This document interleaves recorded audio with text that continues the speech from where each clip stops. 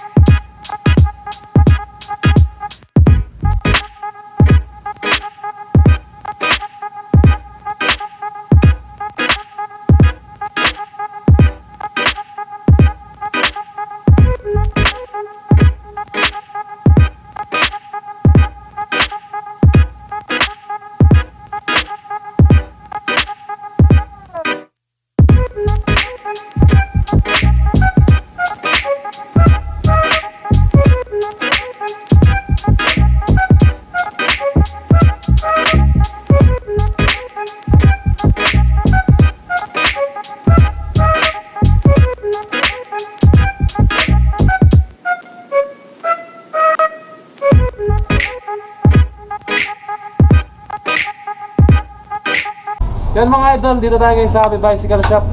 Ibibuild natin tong bike ni Idol Saldi de Guzman, Aerowick. Yan si Sir Dogs. Parang kaya mag-vlog yan. Siya ang mekaniko natin. Oo, uubos pa niyo ano yan. Yung tayo. Pag isa po mabuti yung stem mo. Ano na? Pag isa po mabuti yung stem mo.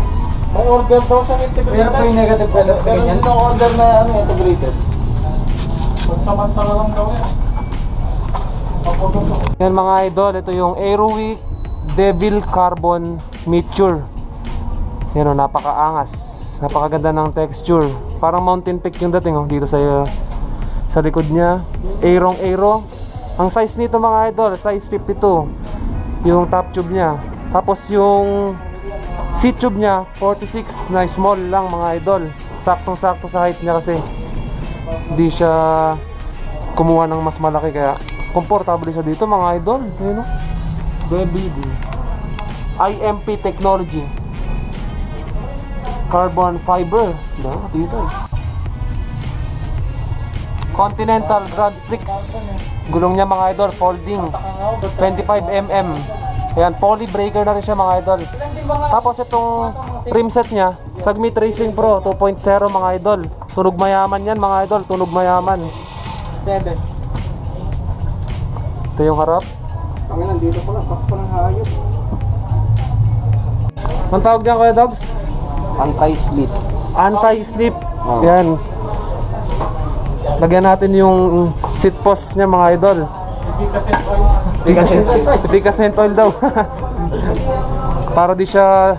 Ano purpose niyan Kuya Dogs? Anti-slip tsaka para di takaw gasgas. Kaya para di raw takaw gasgas. Hindi ata petrol yung jelly sa ganyan. Para sa mga ano daw, yun lang nalaglag. Ayan mga idol, kapit natin itong seat post.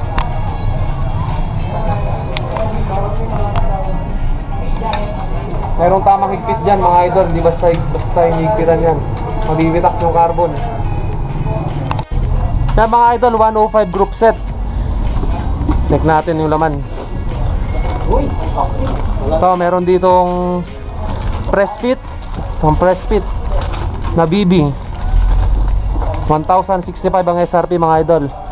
Tapos meron din ditong yung STI nya mga idol, 10,665 yung STI nya, SRP mga idol. Check din natin tong ano ba tong nandito. Itong FD nya mga idol, 1,750. Yan. Tapos itong crank nya, yung crank nya mga idol, 52 by 36 teeth. 52 by 36 teeth. Malakasan.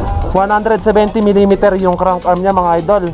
Pang malakasan, solid to. 11 speed yan mga idol. Shout out. Tapos itong caliper. Caliper niya nagkakahalaga ng 4,015 mga idol. Solid na solid din talaga. Yung chain niya, yan, 1,205 mga idol. Ayan ang kakabit na group set sa bike ni idol natin. Ayan, higpitan na. Yan mga idol, 105 yung RB niya, hindi ko pa pala nabanggit to. Yan, nakakabit na pala. Umabot din nitong group set niya, nasa 20,000 no idol, 20,000 daw. 20,000 yung group set dito sa Abi Bicycle Shop mga idol. Tapos itong frame niya galing Manila, walang stock kasi dito kaya nagpa-ship na lang siya ng frame niya mga idol. Kasama ko ngayon dito sa Abi, yan o, si Sir Jan, yung nagbigay sa akin ng GoPro, si Sir Jan, saka si Sir Liaco. Kuya Carl, thank you sa GoPro. Also, ito yung may-ari ng ano, binubuo ng bike. Tapos si Sir Jason, si Juan Meg na boy Sefrang, si Boss Dog, siyempre ng matinding mekaniko dito sa Paniki. Dayuin nyo to mga idol, di kayo mapapahiya dito. Libre. Basta may kasamang chicks daw. Mabilis ang gawain, hindi talaga itong mga to. Yan mga idol, ikabit na natin itong wheelset sa likod. Submit Racing Pro. Nagkakahalaga ng 7,000 dito sa Abi Bicycle Shop mga idol. Depende pa sa discount na ibibigay sa inyo ni Boss Glenn. Tunog mayaman yan mga idol. Ito yung budget na rim set na subok ng mga nakakarami mga idol. Kaya tip ko sa inyo, kung bibili kayo ng wheel set, dito na kayo sa Submit. Okay na okay din to mga idol. Kaso ako hindi ako nakasubmit, wala pang pambili. Baka naman idol, gamitan natin siya ng pang fit dito sa bottom bracket. Hindi basta-basta ng finifit yan mga idol. Meron tayong gagamitin na tools para sa gitna mga idol. Yan yung bottom bracket. Press fit ang tawag dyan sa bottom bracket ng mga carbon mga idol. Meron din namang carbon na threaded siya, tulad nung kay Sir Antonio Yanko, yung climax niya kung nakita nyo sa previous vlog ko. Ayun, threaded yung bottom bracket nun mga idol. Sabi nila mas matibay daw yung kasi threaded, di ba? Ayan, di salpak lang, kaya mas okay siguro yung threaded mga idol. Actually, sasalpak na yung crank, 105 crank, 52 by 36 teeth, 170mm ang kanyang crank arm mga idol. Ayan, kakabit na ni sir. Fit natin mabuti, swabing swabe.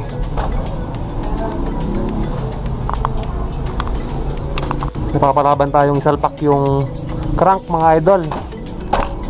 Ganito talaga pag bago yung mga gamit, mahirap isalpak. Napakalaki nung crank oh.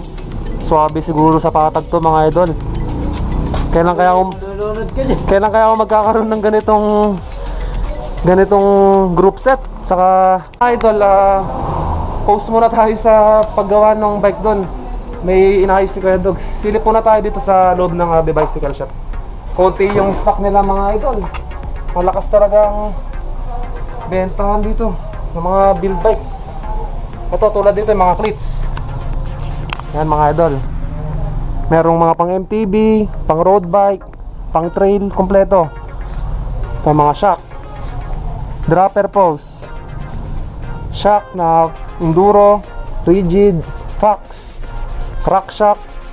Ito, Duralox. Mga klase yung mga yan. Check natin yung mga road bikes nila na Elbs na bagong dating mga idol. Ang daming bagong dating na Elbs dito. Ayun pakita ko sa inyo. Ayan Elbs na palat mga idol.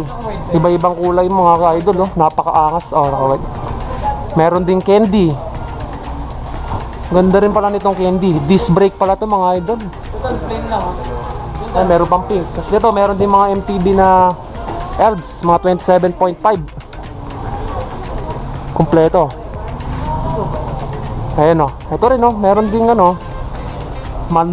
Nandor na Elbs, solid. Plain lang ang kulay, napakaganda, napakasimple. Giant. Habang hinihintay natin si Kuya Dogs, Tingin-tingin mo tayo mga pesa rito, mga lods. Ito mga diet na ano, pang-trade, mga gamit sa ano, pang-trade, downhit. Si Idol One Meg, ikakwento natin yung nangyari sa kanya nung last day. 3 days na to, 5 days ka nang papagaling. 5 days. 5 days. Ikwento mo naman yung nangyari sa'yo nung ano, nakarang araw. Kaya ano, ikaw may sugat niya mga idol.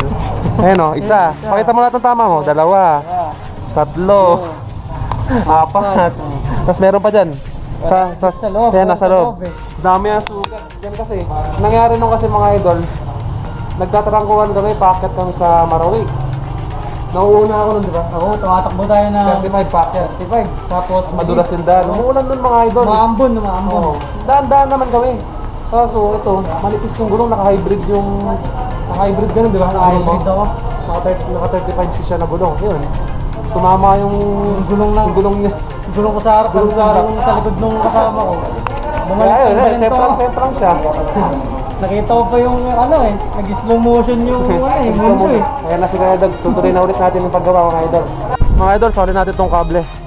Ito pala si Sir Elo. Ayan, mga nagtindero dito sa Abi Bicycle Shop. Sorry namin yan idol. Kuha ako ng spacer pang ano, pang tinidor mga idol. Ayan. Dito kayo, ayan, mga pesa, mga helmet, kompleto yan mga idol. Wala nga lang si Sir Glenn. May nasikaso ata. Umuulan na mga idol. Basa na naman ako pag-uwi nito. Diba, sombrero naman ako. Hindi ko lulusungin ng ulan. Mga idol, ito yung gagamitin naming spacer. Walang carbon na nakita. 6-pack mga idol. 300 SRP. Saktong-sakto yung kulay, oh. Walang black. Yay. 105. Mga idol, alam nyo ba tong tools na to? Ito yung sinasabing ratchet, mga idol. Ito yung panghigpit sa mga carbon. Kunyari yung stem mo carbon or itong drop bar. May tamang paghigpit kasi dyan mga idol, hindi basta-basta hinihigpitan. Ito yung pag-adjust ng tornilyo mga idol. Ayan, meron siyang gauge kung tama ba yung paghigpit. Kaya hindi basta-bastang maghigpit ko pag mga pesa nyo is carbon mga idol, kailangan natin gumamit ng ganito. Yan mga idol, kung napapansin nyo tong drop bar nya, stock pa lang. Kasi umorder siya sa Lazada mga idol. Next week pa yung dating, kaya pansamantala muna yan mga idol. Kinuha niyang ganito, drop bar saka stem, integrated mga idol. Magkasama na yung drop bar saka stem.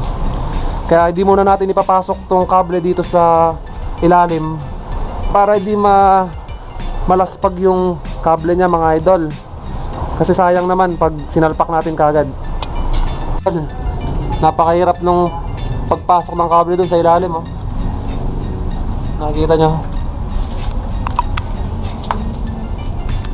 Malapit na mabuo, konti na lang.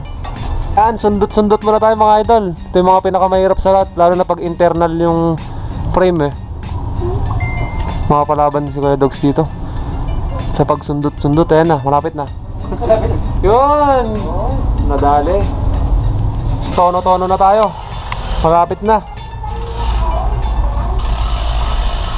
Itong gusto ko pag-aralan yung pagtono eh.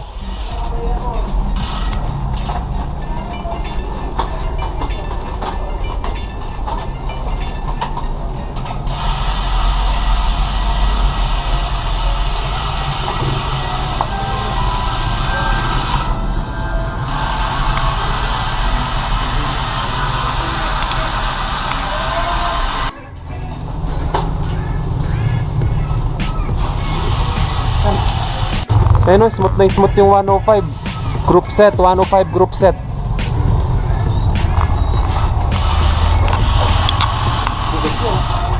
Pitutit, sarap sa patag nito mga idol.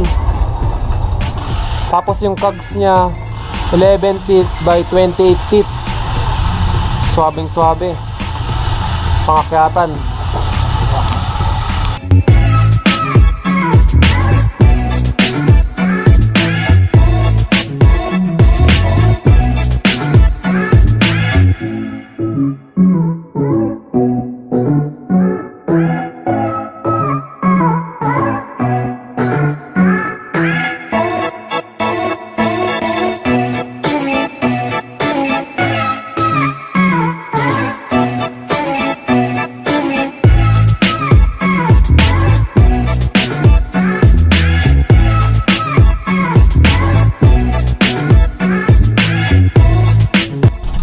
idol, test drive natin tong sa buong bike.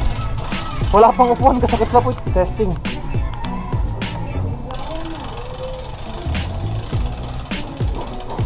Yan o, sabing-sabi yung smooth yung drivetrain niya mga idol.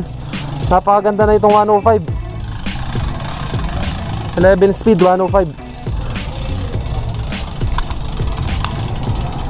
Yan mga idol, natapos na tong build bike na pinagawa ni Sir Zanti. Ito siya, yung may-ari ng Aerowick na carbon frame. Yan mga idol, itong Aerowick na to, aero type siya mga idol. Tapos Devil carbon. Ang ano niya, Meteor ang ano niya, ano, Meteor. Solid do. Tapos yung group set niya 105. 105 yung group set niya mga idol. Nagtataka kayo bakit wala pang saddle, kasi yung saddle na in-order niya sa Shopee, hindi pa dumarating. Baka by next week nandito na. Pati itong drop bar niya wala pa rin kasi in-order nga mga idol. Integrated ang ilalagay niya mga idol. Yan mga idol oh. Submit Racing Pro 2.0 Continental Grand Prix 25mm mga idol. 11 by 28 teeth yung cogs niya. Tapos ito 52 by 36 teeth. Inaabot din to ng mga idol mga 55,000 ang halaga nito mga idol. Yung frame niya nasa 20,000 kasama na yung shipping. Group set 20k. Tapos yung cockpit and mga accessories na iba, yan, umabot nga ng 55,000 mga idol. So yan mga idol, doon nagtatapos tong Aerowick Meteor. Yan, maraming salamat sa inyo. Huwag kayong makalimut sa mag-subscribe mga idol. Ito yung nangyari, o yan o. Sir Jason, thank you mga idol. One leg.